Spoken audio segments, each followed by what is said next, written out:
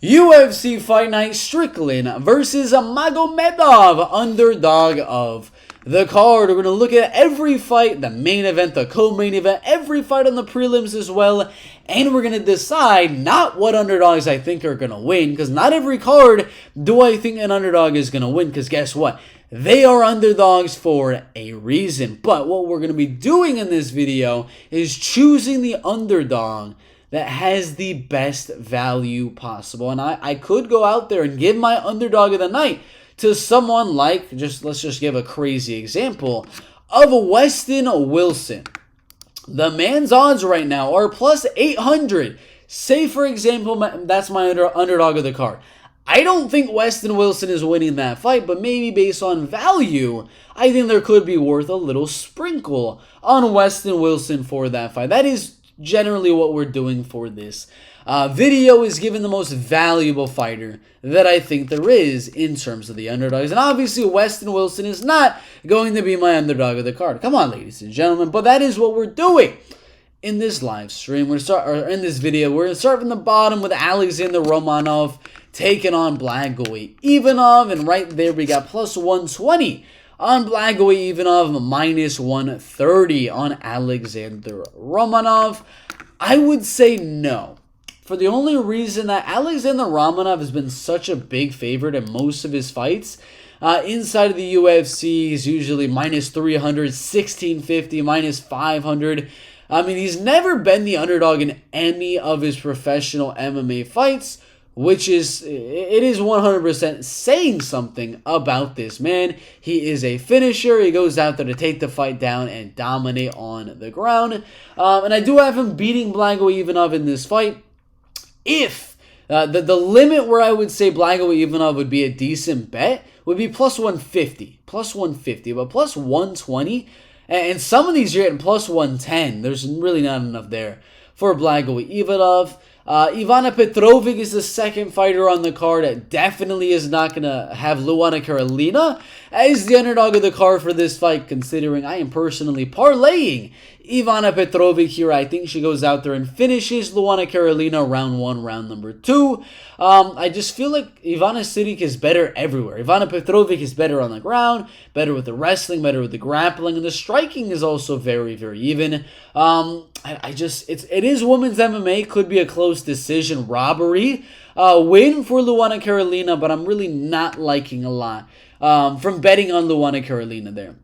Garam Kutataladze versus Elvis Brenner. Elvis Brenner's odds aren't really that bad, but considering Elvis Brenner is a featherweight, this dude should not really be fighting in the lightweight division, in my opinion. I do believe that Garam is going to be the bigger fighter. He's going to be more prime in his MMA career. He is taller. He is more UFC experienced, fighting guys like Mateusz Gamrot and Damir Ismagulov, or was that Arman Saryuki? It was Damir Ismagulov in his last fight. I do believe he has the better striking here than Elvis Brenner. He's got the better wrestling. He's got the better grappling. There's really not too many avenues for Elvis Brenner to go out there and win. He's got a lot of submission wins on his record, but if that's like the main thing he's hoping for and going out there to try to do and squeak out the win with a long shot Hail Mary submission, most likely that's not going to happen. He got knee-barred way back in 2015. He's not going to get knee-barred in this fight. So no, I'm not going to have Elvis Brenner as my dog of the card. We got Yana Santos, Carol Hossa. Again, there's not enough there. Again, if Yana Kunitskaya was like plus 200, 2-1 odds here, there'd be a little bit of value there for Yana Kunitskaya to win that fight and to put some money on her on that plus money, but plus 130, plus 140. It's women's MMA. I mean, it's going to be a close decision most likely. Maybe some long shot crazy finish happens. I highly, highly doubt it, but I feel good about Carol Rosa there. She's better in the clinch. She's bigger. She's a better wrestler, better grappler, better ground and pound. She should have no problem there. Joe Anderson Brito, I already told you in the little intro to this video. No, come on, guys. Weston Wilson is not my underdog of the card. I think Joe Anderson is going to mop the floor with Weston Wilson here and finish him very, very early. He's taking the fight on short notice. He gets finished in almost every single one of his fights. Come on, guys. We're not putting that money on to him. This next one was going to be my underdog of the card. I'll tell you that right now.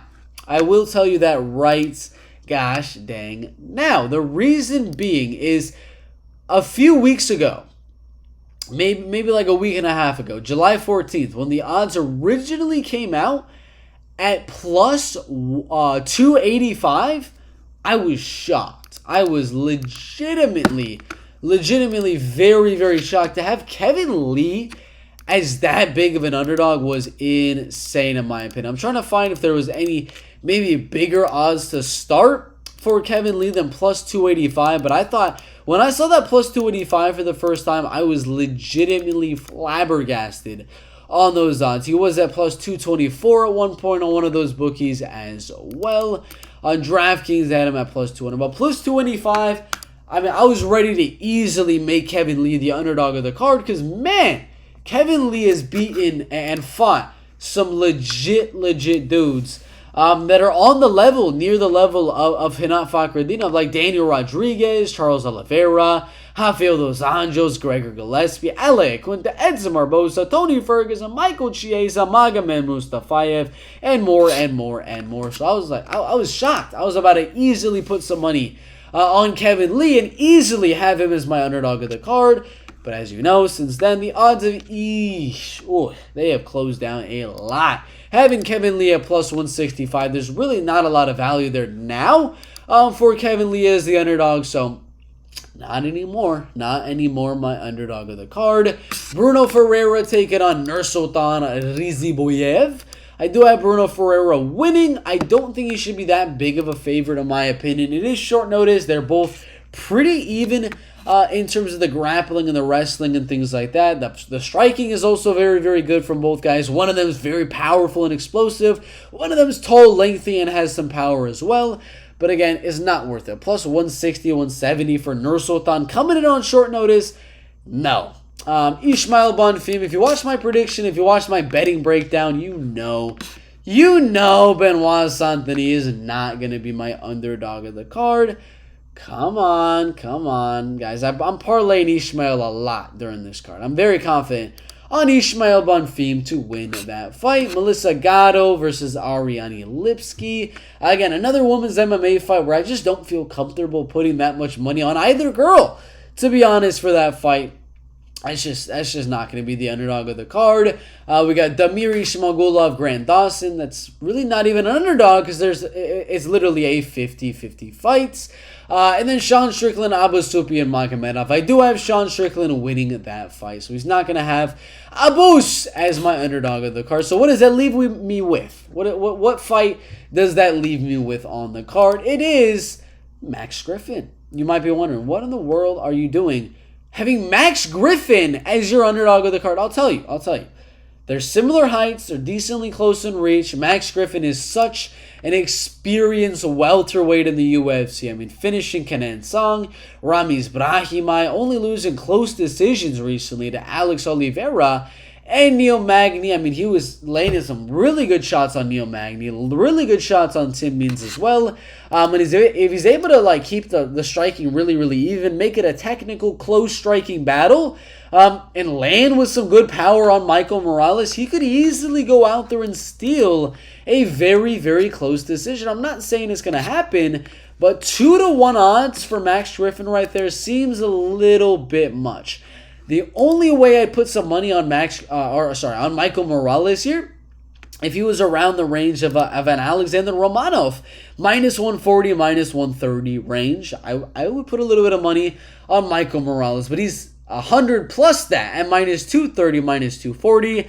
So with that being said, our underdog of the card at plus 210, plus 205 is going to be Max Griffin taking on Michael Morales. Again, I feel good about Michael Morales winning. But Max is an underdog. He is a veteran of the game. He could make this really, really close. All it takes is him landing one good shot in the round. That's very, very close. He could easily steal the rounds here. So it's a close one. Underdog of the card is Max Griffin. That is it for my underdog of the card video. I do have Max Griffin as that guy. Thank you guys for watching. As usual, like and subscribe. Turn on notifications. Comment your Underdog of the card, I'm sure there's going to be a lot of Abus. Magomedov people in the chat just like screaming over Abus Magomedov is my underdog of the card. Sure, you could have him as your underdog of the card, but I don't feel like he deserved this shot up in the rankings, and I don't really feel like he has what it takes in the later rounds. I could be proven wrong. He could go out there and starch Sean Strickland. You never know, but I got Strickland winning. And Max Griffin is my dog of the card. That is it. Thanks for watching. We'll see you in the next one.